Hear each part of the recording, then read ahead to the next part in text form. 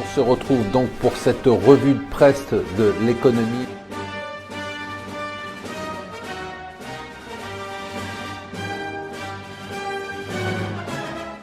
Bonjour et bienvenue sur Mon Financier pour la revue de presse de l'Écho. C'est le fameux jour est arrivé. Nous sommes le jeudi 23 juin, jour bien évidemment du référendum anglais. Si vous ne le savez pas, c'est que vous vivez sur une autre planète.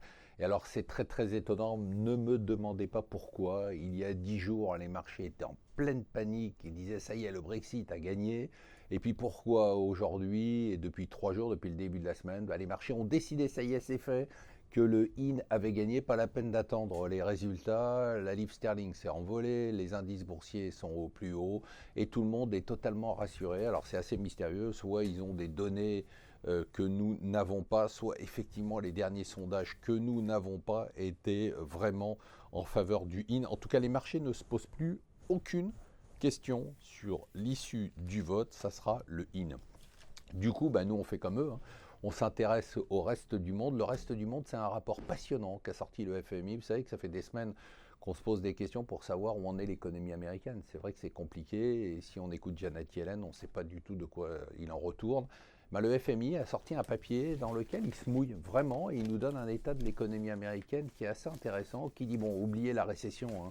On va avoir 2,2% de croissance en 2016, il y a 2,4 millions d'emplois qui ont été créés, donc on n'est pas du tout dans le cadre d'une récession, mais il y a 4 forces puissantes qui freinent les États-Unis, ça va bien évidemment de la baisse de la productivité au fossé des rémunérations au sein de la population, l'écrasement de la classe moyenne, une classe moyenne qui aurait diminué de 30%. Enfin, il y a pas mal d'éléments sur l'économie américaine, avec notamment la force de la démographie qui du coup écrase la croissance. Et la conclusion est très claire, les États-Unis font partie aussi de ce monde à croissance molle. C'est passionnant. Ce qui est passionnant aussi, c'est le Brésil. Voilà, le Brésil, après le scandale Petrobras, rentre maintenant dans le scandale Zelote.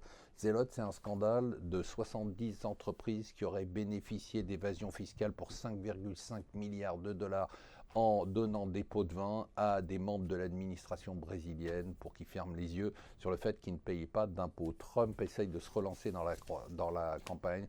Le seul moyen pour lui de se relancer, c'est l'insulte. Et donc, il a dit que Hillary Clinton était totalement corrompue. Voilà, au moins ça, c'est dit. On est tranquille. Alors, si vous cherchez un bon business, eh bien, faites de la banque d'affaires. Rothschild a publié ses résultats et je peux vous dire qu'ils sont spectaculaires. Les progressions des chiffres d'affaires et la progression du bénéfice fait un peu rêver. Alors il y en a un qui avale des couleuvres de plus en plus grandes, semaine après semaine. Alors celle qu'il a avalée hier, elle est tout simplement énorme.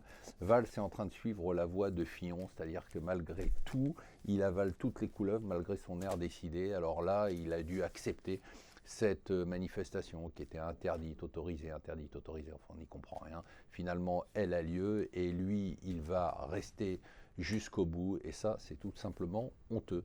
Voilà, restez avec nous sur Mon Financier.